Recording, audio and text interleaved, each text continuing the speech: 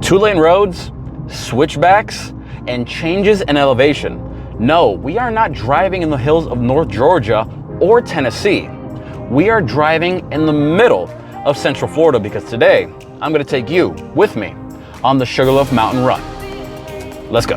What is up, guys? It is Miguel, your car guy, and today I'm gonna show you one of the hidden gems, one of the best driving roads in all of Florida, if not the best driving road in Florida, and I call it Sugarloaf Mountain. Well, technically, a lot of people call it Sugarloaf Mountain, but I call it the Sugarloaf Mountain Run or Loop or just Sugarloaf Mountain because it's just outside of Orlando. And like most people know, Florida is a pretty flat state. The hills are pretty non-existent unless you come to the center of the state, like here in Clermont. Now, this route that I'm gonna tell you about is about 25 miles long and it goes through a whole bunch of residential neighborhoods. So please, if you're a hot rodder, if you like to speed, if you like to push the limits of legality, this is the point where you turn this video off.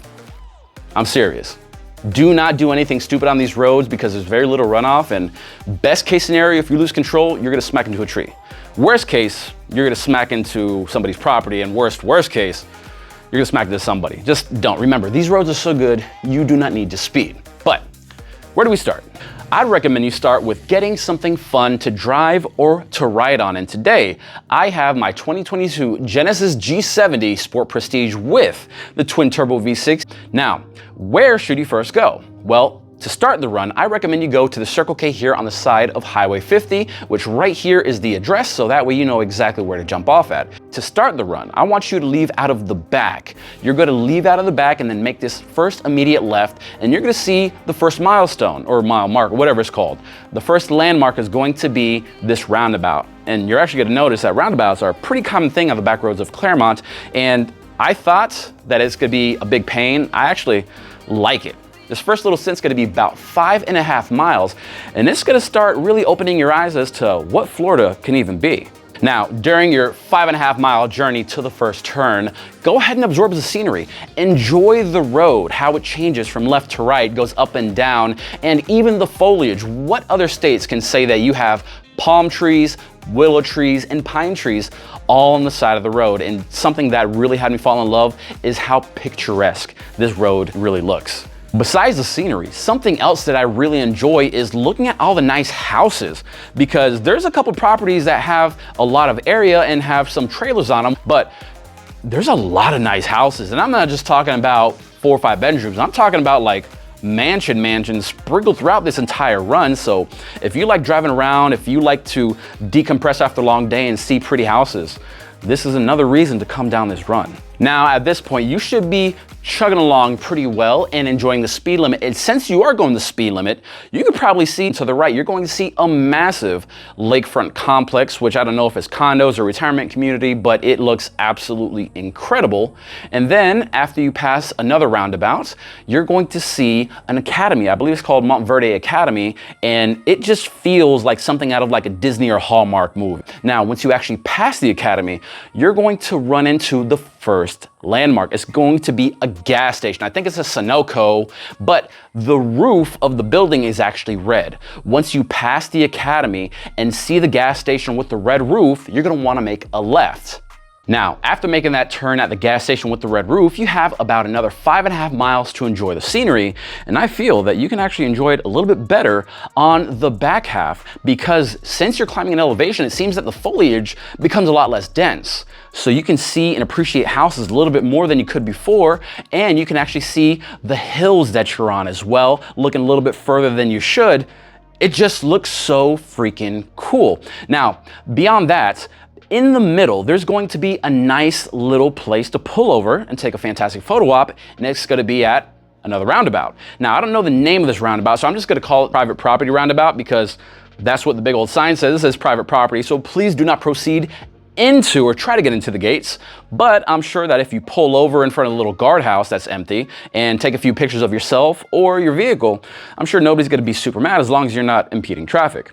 Now, after your little glamour shots, you can get back on the road by making this left and continuing up the road that you just came down on, because that little circular area, that little roundabout seems to be like in the dip of a valley. So what goes down must go back up, right? So you're gonna start climbing another hill, and you can really appreciate your vehicle no matter what it might be, because at least in my case with my Genesis, Most of the time I'm just cruising around, but seeing the turbo gauge go straight up, seeing how cool it actually is and seeing how it's ready to run, it's like owning a Greyhound, which you love and you pet, but then you just let it run free and you're like, oh, that's what it can do. I don't know, this road has made me smile the entire time, and as you can see doing this voiceover, I'm not even driving, I'm still smiling.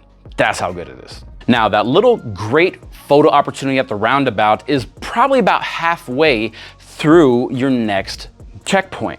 And your next checkpoint is going to be another roundabout. So when you pull up to the roundabout, you actually need to get onto the left road, but since you can only go right, you're gonna take the third exit. So you're gonna pass this first road, the second road, and then finally you get to the third road and turn off heading south if you have a compass in your vehicle. And this road gets even prettier. But you're going to want to make a left at your next checkpoint, and I would say that this one gets a little tricky. This next checkpoint is going to be Sugarloaf Mountain Road. So you know you're getting close to Sugarloaf Mountain Road because you're going to see that it's an only right turn with these little yellow signs in front of you, and then once you straighten up, you're going to see the 55-mile-an-hour sign that you immediately need to start slowing down, because your immediate left after that sign is going to be where you need to go, Sugarloaf Mountain Road. And you know it's Sugarloaf Mountain Road because the sign should have said it, and this road looks like it goes straight up into the sky. Now, Sugarloaf Mountain Road starts off, it goes down just ever so slightly, and then it starts climbing up this incline. And I remember driving it in my G70, I was looking to the left and to the right, and the houses looked like they were sideways. And then I realized, oh no, the houses are level. I'm the one going up like I'm in a 4x4 in my little G70, but it just looks so cool.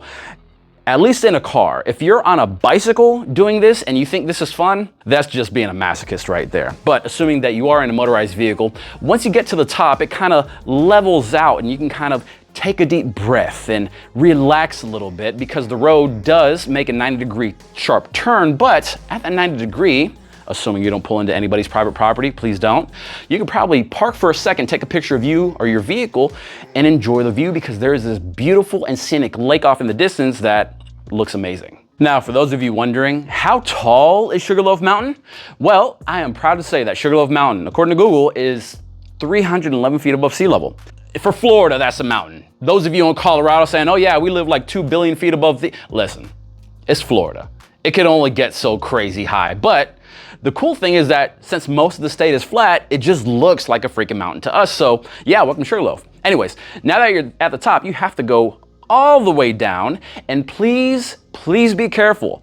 That road is deceptively steep. Coming up, you notice it, but going down, you almost don't. So make sure that you tap your brakes a little bit, because gravity still works. And if you're not paying attention, you're gonna need to hit the brakes a little bit harder than you need to, and I don't need you slamming into anybody or anything. So please make sure that you're slowing yourself down before physics slows you down by having you slam into something solid, please. Now, as you continue to go down Sugarloaf Mountain Road, you're going to see a massive construction area, at least if you do it within the next year or so, because I'm sure in 10 years, 15 years, this place will look completely unrecognizable, and this route might not even exist in the same way that it exists now. After you pass the construction, you're going to get to an intersection where you can only make a left or a right. In this case, you're gonna need to go ahead and make a left and go up, I think it's less than a mile, I think it's 0.73 of a mile, before you're faced with another intersection that you could only make a left or right. You're gonna see that it says north or south. At that intersection, you're gonna wanna make a right and go south, because you're basically gonna be on the same road that you came in on, except you're doing it in reverse now. Over my 2 days of filming, I have seen, specifically in this area, 3 cops pulling people over, and for some reason, I have a feeling that cops around here don't like playing with people who are doing dumb stuff in residential areas. Just a word of caution to save yourself some tickets, a license, and some money out of your bank account. Please just respect the road, respect the people, and don't do anything stupid. Now, I hope you were able to make it this far unscathed by the police, but you're probably wondering, well, where's my next landmark gonna be? Actually, it's quite good, because it's going to be a familiar one. It's going to be that Sunoco gas station with the red roof, and this time you're going to want to make a right, and we're going to go ahead and pass through the Montverde Academy once again. And remember, if school is in session, more than likely, the school speed limit is 20 miles an hour. So yeah, it might be a little boring, might be a little slow, but hey, at least it's pretty. Now, once you get past the academy, you can get up back to cruising speed and you can start going up and down these little hills that we saw coming in, and you can appreciate the route from a different angle, which is always so fun. Now, I've kind of diluted this to the entire thing, but of course you're gonna go past roundabouts that you've already seen, because we're gonna end up in the same place that we started. We're gonna end up back at that Circle K after you pass a few more roundabouts, and ultimately the last roundabout is the first roundabout that you saw in this video. And for those of you wondering, yes, I did make a custom Google map in Google Maps, and I believe that I can share it. I gotta try to share it. So if you click the link and nothing happens, it's probably my fault, sorry. But if apparently you cannot drive a custom route on Google Maps, because that's just not how Google is. So if you happen to know of a free third-party app that people can download for free and drive this route, please let me know, so that way you can drive my route and shoot, maybe I can drive yours. Now, there's so many little offshoots on this entire route. Like right now, I'm in a place called Green Mountain. It's a nice little overlook. It's very scenic, and you can actually go hiking, ride bicycles. It's really, really cool. And I would love to do this again, maybe without me talking. I don't know, I'm trying to do a few little different videos that maybe you guys would like. So if you want me to do like a GoPro 360 video or something, but ASMR, when I'm not talking, it's just the car and wind noise and nothing, let me know. Actually, if you want me to do a 360 video and put on YouTube, but do it ASMR so you don't hear my beautiful voice, make sure you give this video, give me 2,000 likes. Give me 2,000 likes and I'll think about doing it. No, I'm playing. I'll do it for you guys if that's what you want to see. But thank you for coming along, guys. If you like these videos, make sure you like, subscribe, and comment, and please hit the little bell notification so you can know the instant I upload a new video. But until next time, I'm the Gary Car Guy, and I'll see you soon.